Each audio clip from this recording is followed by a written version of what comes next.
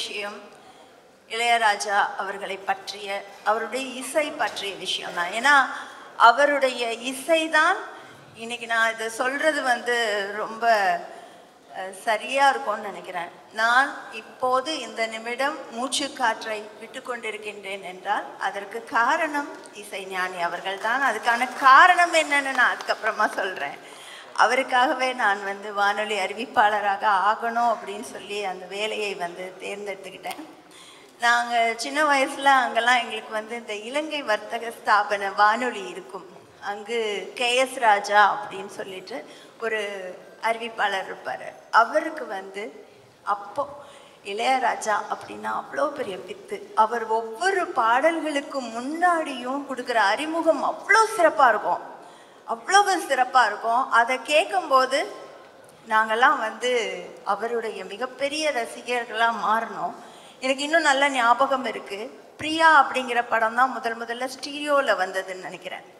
அதோடைய ரெக்கார்டு வந்து எக்கோ அப்படிங்கிற கம்பெனியில், அவரோட கம்பெனியில் வரும்பொழுது அங்கே அரசன் மியூசிக்கல்ஸ்னு திருநெல்வேலியில் ஒரு இசை தட்டு வழங்குகிற ஒரு நிறுவனம் உண்டு. அங்கே ப்ரீ புக்கிங்க்கு கிட்டத்தட்ட திருநெல்வேலி பஸ் ஸ்டாண்ட் வரைக்கும் க்யூ நின்றுச்சு. 78 என்னமோன்னு நினைக்கிறேன் அந்த ஆண்டில்.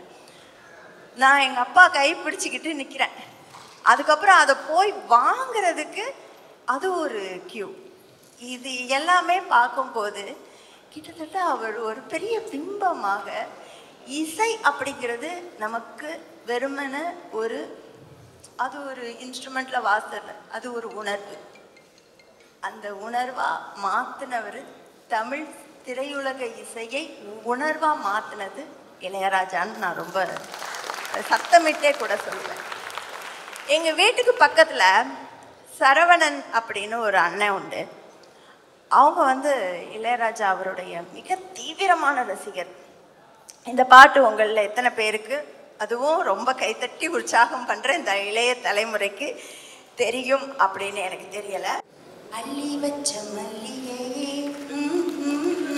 புள்ளி வச்ச பொன்மையிலே, என்ன தயக்கம் என்ன மயக்கம், என்ன தயக்கம் என்ன மயக்கம், நீ சிரிச்சா போதும். அது அதனால திருப்பி வைப்பார். எங்களுக்கு புரியவே புரியாது எதுக்கு இந்த பாட்டை வைக்கிறாரு அப்படின்னா, எங்கள் எதிர் வீட்டுக்கு கீழே புவனாக்காவுக்காக வைப்பார். அப்போ அந்த அக்காவுக்கு வந்து ஒரு பிலிப்ஸ் பெட் செட் உண்டு, டேப் ரெக்கார்டரு. அதுக்குன்னே அவங்க ஒரு 2 ஸ்பீக்கர் அவங்க அம்மா கிட்ட வந்து அட்டம் பிடிச்சி வாங்கிட்டு வந்துட்டு நதியா பாட்டு ஒன்று உண்டு.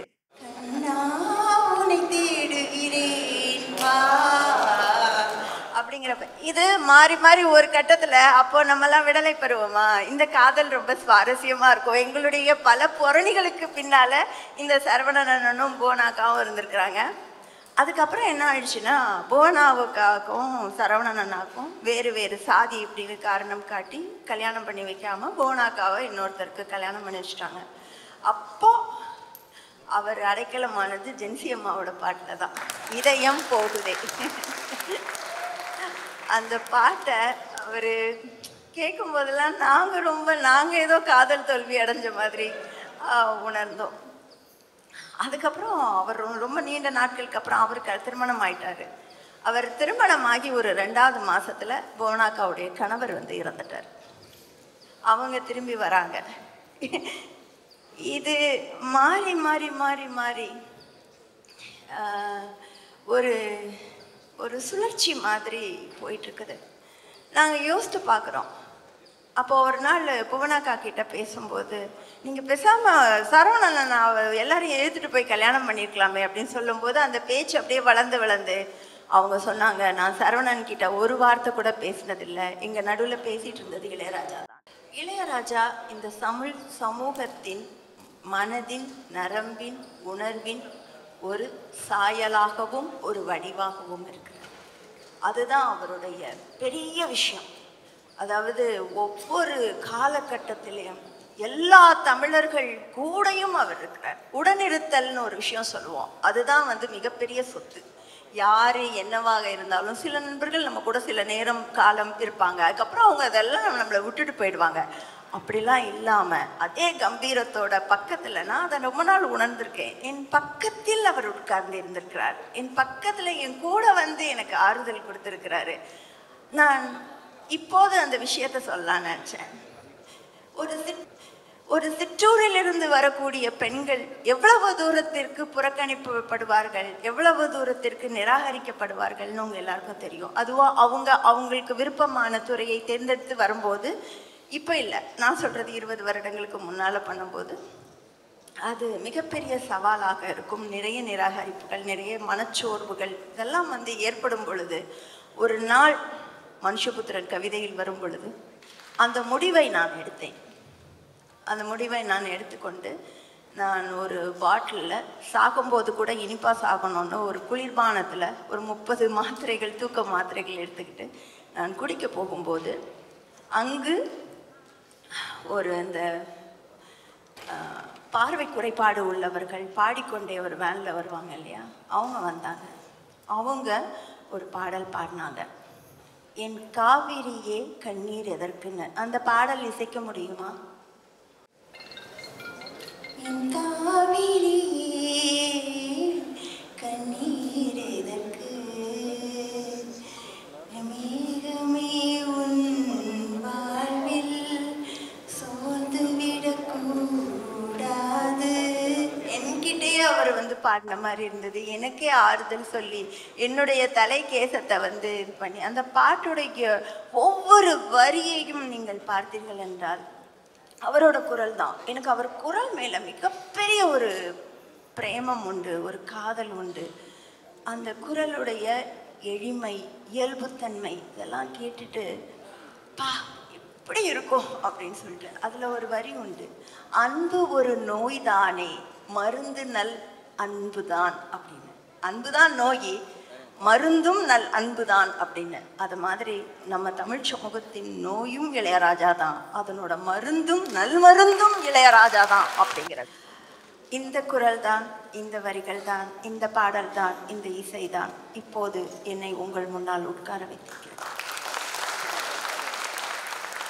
அப்படின்னா இளையராஜா எனக்கு யார், உங்க எல்லாருக்கும் யாரு? அவர் எப்பவும் சொல்லுவாங்க இல்லையா, அந்த இது யாரோ ஒரு கடவுள் தூங்கிலும் இருப்பான் துரும்பிலும், அவர் தாங்க எல்லா இடமும் இருக்கிறார் தமிழ் சமூகத்தில். இசையை ஒரு கம்பீரமா அவர் அணிஞ்சிருப்பார். நீங்க நல்லா பார்த்தீங்கன்னா நிறைய பாடல்கள், அதாவது நான் வந்து பள்ளி பருவத்திலேயே காதலிக்க ஆரம்பித்தவள்.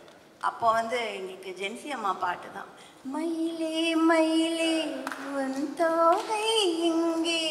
அப்போ என்னோட காதலரை சொல்றதுக்கு கோடு வேடே மயில் தான். இப்போ வந்து அவர் என்னோட கணவர், அவரை நான் மயிலுன்னு தான் கூடுவேன்.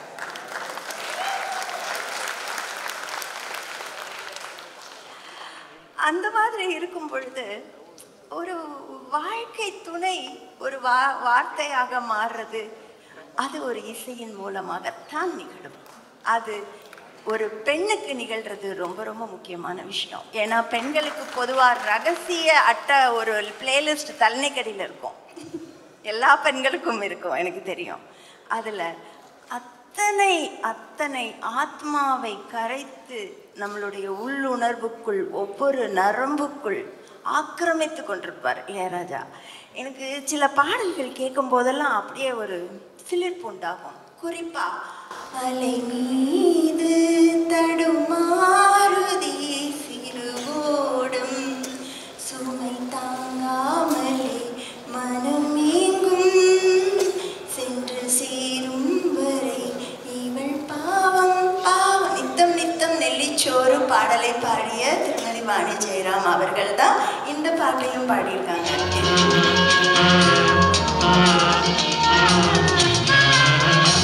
அலை மீது தடுமாறுதே சிறுவோடும், அலை மீது தடுமாறுதே சிறுவோடும். அவ்வளவு நீங்க இதை தனியா இந்த மின் விளக்கெல்லாம் இல்லாமல் ஒரு நல்ல இருளில், அழகான இருட்டில் நீங்கள் உட்கார்ந்து இளையராஜாவுடன் இந்த பாடலை இன்று இரவு கேட்க வேண்டும் என்பது என்னுடைய ஆசை. அவர் ஒரு உணர்வுகளின் அரசன். அவர் நீங்க உடல் இந்த உடல்ல உயிர் இருக்கிற வரைக்கும் தான், இதயம் துடிக்கிற வரைக்கும் தான் நமக்கு இந்த பிரஞை எல்லாம் இருக்கும் இல்லையா? நம்ம யாரு, நம்ம என்ன உணர்வு அப்படின்னு. ஆனா நான் நல்லா யோசிக்கும் போது உணர்வுகள் அப்படிங்கிறது உடலை மீறிய விஷயமா பாக்குறேன். அந்த உணர்வை எப்பெல்லாம் வருதுன்னா, இப்போ நான் உட்கார்ந்து இருக்கிறப்ப எங்க அப்பா இருந்திருக்கணும் அப்படின்னு நினைச்சேன் பாத்தீங்களா? அந்த உணர்வை இளையராஜாவால் மட்டும்தான் தர முடியும்னு நம்புறேன். இத நான் இந்த நிகழ்ச்சிக்காக பேசுறேன் சத்தியமா நினைச்சிடாதீங்க. அவருடைய ஒவ்வொரு ஒவ்வொரு பாடலும் அந்த அளவுக்கு நம்ம கூட ஒழிச்சிட்டே இருக்கும். நம்ம சும்மா எல்லா உணர்வுகளையும் காட்டாம இருக்கிற பரம்பரை கிடையாது. நம்ம மாரடிச்சிட்டு அழுற வேர்கள் கொண்ட ஒரு பரம்பரையில இருந்து வந்தவங்க தான். நீங்க நல்லா பாத்தீங்கன்னா நம்மளோட வேர்கள்ல ஒப்பாரி பாடல் உண்டு. அதுல ஒரு பாடல் நான் ஒரு நிமிஷம் ப்ளே பண்றேன்.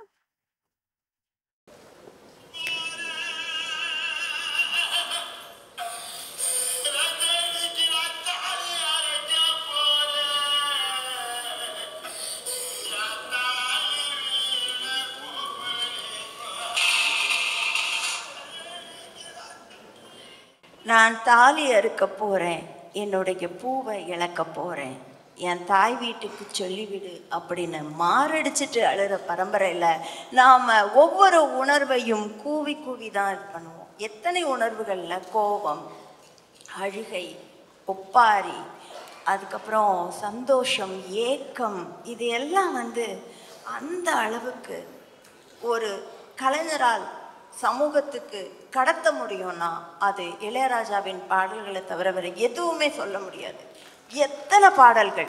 பட்டாக்கத்தி பைரவன் ஒரு படம் உண்டு, அதுல ஒரு பாட்டு, அது ரொம்ப விசேஷமான பாட்டு. எங்கெங்கோ செல்லும் என் எண்ணங்கள் அப்படின்னு சொல்லிட்டு வெஸ்டர்ன் மியூசிக்கை அந்த அளவுக்கு அற்புதமா அதுல பயன்படுத்தியிருப்பாரு. இது வார்த்தைகள் இல்லாம நீங்க வெறும் ஒரு சங்கதியா பாடி பார்த்தா கூட அவ்வளவு அற்புதமா இருக்கும். நிறைய பாடல்கள் நாங்க பள்ளி காலத்துல சைக்கிள்ல தான் போவோம். அப்போ அந்த பாட்டு வரியெல்லாம் எடுத்துருவோம். எடுத்துட்டு நாங்க அதை பாடி பார்க்கும் பொழுது அவ்வளவு அற்புதமா ஜென்சி அம்மாவுடைய அந்த ஸ்ரீதேவி அம்மா பாடுவாங்களே பாடல், ஜீவனானது இசை,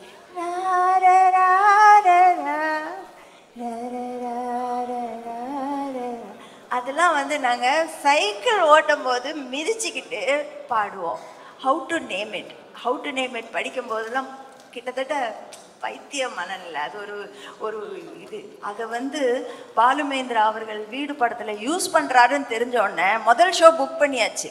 எல்லாத்தையும் கட் பண்ணிட்டு முதல் ஷோ புக் பண்ணிட்டு ஒரு 10 பேர் எங்கள் செட்டில். ஏன்னா எங்கள் எல்லாருக்கும் ஒரே காதலன் இளையராஜா. நான் எங்கனாலும் சொல்லுவேன் என்னுடைய முதல் காதலன் யாரு, இளையராஜா. உங்கள் வீட்டில் உங்கள் கணவருக்கு வைக்க மாட்டார், ஏன்னா தெரியும். அப்படி ஒருவரை நாம் உள்ளார்ந்து வரிந்து கொண்டு, இது நான் அப்படிங்கிறது நான் மட்டும் இல்லை, அந்த 10 பேரும் போய் உட்கார்ந்து அந்த தாத்தா, வீடு தாத்தா அந்த படியில வைப்பாருங்க, காலை வச்சோன்னு அதே இல்லை அப்படின்னு வரும் பாருங்க. நம்ம ஒரு காலகட்டத்தில் தமிழில் திரைப்பட பாடல்களில் வந்த பாடல்களை இன்னைக்கு கேட்டோம் அப்படின்னா நமக்கு ஒரு சின்ன பழைய சாயல் அடிக்கும் இல்லையா? நம்ம சோறில் தண்ணி ஊற்றி அடுத்த நாள் சாப்பிட்டோம்னா பழைய சாதம்னு சொல்கிற மாதிரி. ஆனால் அவர் பாட்டு இன்னைக்கும் டிக்டாக்ல அப்படி போதுங்க. உறவுகள் தொடர்கதை, உரிமைகள், சிறுகதை. அந்த பாடல் எப்போ வந்தது இல்லையா? அவள் அப்படித்தான் படத்தில் இளையராஜாவோடது. இன்னைக்கும் புதுசாக காதலிக்கிறவங்க அதை கேட்டு டிக்டாக் பண்ணி பல இதில் பார்க்கும்போது ஒரு படம் எடுத்தாலும் ருத்ரையா அவர்களை தோற்க விடவில்லை இளையராஜான்னு நினைக்கிறேன். ஒரு நீண்ட பிரிவினைக்கு அப்புறம் என்னோட காதலரை என்னை பார்க்க விடலை. அப்போ தான் ரேவதி ஒரு பாட்டு சுரேஷ், அது என்ன படம்னு தெரில, கண்ணா வா கவிதை சொல்வேன் வா, தலைவா வா, மரகத வீணை, அதை போட முடியுமா? அதாவது அந்த பாட்டை கிட்டத்தட்ட நான் காதலன்னு பிரிஞ்சனா என்னமோ தெரியல, அந்த பாட்டு பிரியவே இல்லை அந்த காலகட்டத்தில். அவ்வளவு அற்புதமாக ஒரு காதலின் வலியை அதில் அந்த ரிதம், அந்த ஒரு இசை, அதில் மிதக்கிற ஆன்மா இருக்கு இல்லையா, அது ஒவ்வொரு தமிழ் பெண்ணின் மனசுலையும் எங்கேயோ ஒரு ஓரத்தில் காதல் ஜெயிக்குதோ இல்லையோ அவள் வந்து சுமந்துக்கிட்டு தான் இருப்பாள்.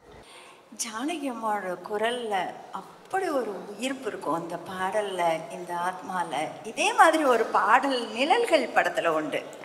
அந்த பாட்டை முதல்ல நான் எஃப்எம் தொகுப்பாளராக இருக்கும்போது போடும்போது இது என்ன புது பாட்டான்னு கேட்டாங்க. நிழல்கள் திரைப்படத்தில் தூரத்தில் நான் கண்டேன் உன்முகம் அப்படிங்கிற அந்த பாட்டு பரவலாக வந்து அவ்வளவா அறியப்பட்ட பாட்டு இல்லை. ஆனால் அதில் அவர் காட்டியிருக்கிற அந்த வித்தைகள்லாம் இருக்கு இல்லையா, அதை கேட்கும்போது நான் யோசிப்பேன், நம்மளும் தான் திருநெல்வேலியிலேருந்து வந்திருக்கோம், சென்னையில் வேலை பார்க்குறோம், சில முயற்சிகள்லாம் பண்ணிகிட்ருக்கோம். இப்படி ஒரு பரந்துபட்ட விஷயத்தை செய்வதற்கு அவருக்கு உள்ளார்ந்த ஞானம். இவங்க சொன்னாங்க இல்லையா வந்து, ஐயா அவருக்கு வந்து இசைதான் உலகம், இசைதான் இது அப்படின்னு வாழ்ந்தால் மட்டும்தான் அது சாத்தியம்னு நினைக்கிறேன். ஒரு விடியற்காலை வேளை எங்கள் வீட்டுக்கு பக்கத்தில் சிறு வயதில் வந்து ஒரு கல்யாண மண்டபம் உண்டு. அங்கிருந்து அதிகாலை வேளை இருவர் கல்யாணம் பண்ணிக்கிறாங்க, 2 பேரும் மாட்டிக்க போகிறாங்க. அங்கே ஒரு பாட்டு போடுறாங்க. என்ன பாருங்க, திண்டல் வந்து என்னை தோடும். அந்த பாட்டு கிட்டத்தட்ட ஒரு 3:30 மணி அதிகாலையில் போடுறாங்க. எங்கள் அப்பா என்னை எழுப்புறாரு. அப்போல்லாம் டேப் காட்டுன்னு சொல்லுவோம், அது வீட்டில் தான் வந்து கட்டுவோம். அதில் எழுப்புறாரு. என் காலெலாம் அந்த டேப் காட்டு குழிக்குள்ளே போகுது. அப்படியே ஏஞ்சிக்கணும், இந்த பாட்டை கேள, இந்த பாட்டை கேள அப்படின்னு வந்து சொல்கிறாரு. இன்றைக்கும் அந்த பாட்டு ஒழிச்சா எனக்கு அந்த அதிகாலை வேளையில் இருக்கிற மாதிரி தான் இருக்கும். ஏன் அப்படின்னா, குறிப்பாக முதல் மரியாதை படம் வரும் பொழுது இந்த தமிழ் சமூகம் எப்படி அப்படி ஒரு கதையை ஏற்றுக்குச்சு, ஒரே காரணம் இளையராஜா தான். ஒரு வயதான கல்யாணமான ஒருத்தர் ரொம்ப அராஜகம் பண்ணுற, வன்முறைக்கு ஆளான படுத்துகிற ஒரு மனைவி, அவருக்கு ஒரு காதல் வருது, அதை அவர் போடுறாரு, பூங்காற்று திரும்பமா. அந்த பாடல் ஒளிப்பதிவுக்கு வந்தபோது அவர் என்ன சொன்னார் அப்படிங்கிறது நம்ம எல்லாரும் கிட்டத்தட்ட எல்லா யூடியூப் சேனல்லையும் கேள்விப்பட்டிருப்போம். அந்த படம் ஓடாது என்று இசைஞானி சொன்னதாக. அந்த படம் ஓடிச்சு. அந்த காதலர்களை மக்கள் ஏற்றுக்கொண்டார்கள். ஏன் ஏற்றுக்கொண்டார்கள்? ஒரே காரணம், இளையராஜா அவர்கள் மட்டுமே அப்படிங்கிறது நான் ரொம்ப தெளிவாக தீர்க்கமாக சொல்லுவேன். ஏன்னா இந்த இசை இருக்கு இல்லையா, இது அந்த உணர்வை நியாயப்படுத்தியது. அந்த ஒரு மனித உறவை நியாயப்படுத்துவதற்கு நீங்கள் மனுஷன் வார்த்தை பேச வேணாங்க, இசையால் அது சாத்தியமாகும். அந்த நியாயங்களை அவர் செய்தார். அந்த நினைவுகளோடு இருக்கக்கூடிய உணர்வுகளின் இசை என்றென்றைக்கும் இந்த தமிழ் சமூகத்தை விட்டு நீங்கள் நீக்கவே முடியாது. லாக்டவுன் வந்தால் நீங்கள் வீட்டுக்குள்ளே இருக்கலாம், ஆனால் இளையராஜா பாடல்களுக்கு லாக்டவுன் வச்சிங்கன்னா எல்லா தமிழ் மக்களும் மெரினாவில் போய் நின்று அதை உடைத்தெறிவார்கள். இதுதான் வந்து உண்மை. இளையராஜா இல்லாத ஒரு தமிழ் சமூகத்தை ஒரு இரவை கூட நம்ம யாருமே வந்து கடந்து போக முடியாது. நம்ம சொல்லிக்கலாம் இன்றைக்கி நவீன இசை அது பார்க்கும் இது பார்க்கும் அப்படின்னு, அது ஒரு ஃபேஸில் நம்ம கேட்குறோம் வைக்கும். நானே ஆர்ஜையாக நிறைய பாடல்கள் போடுவோம் வைப்போம். ஆனால் என்னைக்கு காலம் காலமாக இந்த கண்ணே நவமணியே பாடலை ஒவ்வொரு முறையும் நான் ஒளிபரப்பும் பொழுது அந்த ஸ்டூடியோ செட்டப்பில் அதை கேட்கும்போது என் கண்ணில் துளிர்க்கிற ஒவ்வொரு துளி நீர்லேயும் என் மகனின் ஸ்பரிசத்தை நான் உணர்ந்திருக்கிறேன். அந்த குரலில் பார்த்தீங்களா, அந்த குரலில் இருக்கிற ஒரு மந்திரவாதியின் கோலோடு உங்கள் ஆத்மாவை குடையிறத நீங்கள் வந்து ரசிச்சு ஆக வேண்டும். வேறு எதுவுமே செய்ய முடியாது. அந்த ஆளை உட்கார வச்சு வெறுமனை பார்த்து என்ன பேசுனே தெரியாமல் பார்த்துட்டு, ஒரு முறை நான் ஒரு தொலைக்காட்சி நிகழ்ச்சியில் ஒருத்தரை சந்திக்கிறதுக்காக போகும்போது அவருடைய இது நடந்துட்டு இருந்தது. அவர் ஒரு நிகழ்ச்சி கொடுத்துட்டு இருந்தார் ஒரு தொலைக்காட்சியில். அவர் பார்த்தேன். அப்போ சொன்னார், இந்த பாட்டெலாம் கேட்டு யாராவது என் மேலே விருப்பப்பட்டிருக்கீங்களான்னு. டக்குன்னு இப்படி எந்திரிச்சிடலான்னு நினச்சேன் நான் அப்படின்னு. அப்புறம் வழக்கமான தமிழ் சமூகத்து தயக்கங்களால் வந்து செய்யலை. ஆனாலும் தூரம் இருந்து அவரை ரசிச்சுக்கிட்டே எப்பவும் கூடையே இருக்கிற ஒரு ஆளா. எனக்கு நிறைய பேர் துரோகம் பண்ணியிருக்காங்க, நிறைய பேர் என்னை விட்டு விலகியிருக்காங்க. ஆனால் எந்த காலமும் எந்த சூழலிலும் என்னை விட்டு விலகாத அவருக்கு நான் இந்த சபையின் முன் என்னுடைய வணக்கங்களையும் பேரன்பையும் காதலையும் சொல்லிக் கொள்கிறேன். ரொம்ப முக்கியமான விஷயம், அவர் ஒரு ஹீலர், அவர் ஆத்மாக்களின் மருத்துவர். அவர் எதுக்கு சொல்கிறேன்னா, எங்கள் அப்பாவுக்கு ஹார்ட் அட்டாக் வந்து இதில் ஹாஸ்பிட்டலில் இருக்கும்போது அவருக்கு ஆன்ஜியோ பண்ணி பார்த்தாங்க. 99% பிளாக்னால பண்ண முடியாது. நான் சொன்னேன் பண்ண வேண்டாம், எங்கள் அப்பா எவ்வளவு நாள் எங்கள் அப்பாவை உடலை வருத்த வேண்டாம் அப்படின்னு சொல்லிட்டு அவர் உணர்வுக்கு மருந்தளித்தேன். தினமும் இளையராஜா பாடல்கள், குறிப்பாக என் இனிய பொன்னிலாவே, அதை நாங்கள் அப்பா அதை எப்பவுமே விரும்பி கேட்பார். அந்த பாடலை நாங்கள் என் அப்பா அதற்கு பின்னால் 4 ஆண்டுகள் உயிரோடு இருந்தார். கடைசியாக ஒன்றே ஒன்று சொல்லி முடிக்க விரும்புகிறேன். ஆதுரம் அப்படின்னு ஒரு வார்த்தை உண்டு.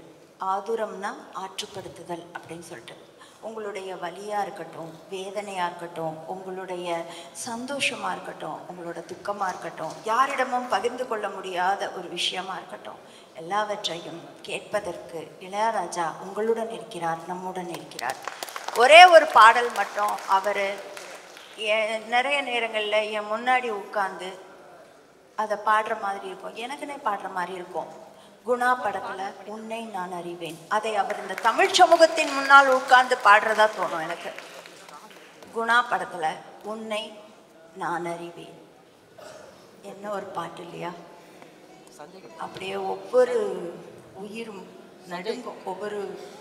இந்த இசையின் ஆதுரன் நம்ம எல்லாருக்கும் சொல்றது இந்த ஒன்னே ஒண்ணுதான், உன்னை நான் அறிவேன், என்னை அன்றி யார் அறிவார், கண்ணில் நீர் வழிந்தால் உன்னை அன்று யார் துடைப்பார், அவர்தான்.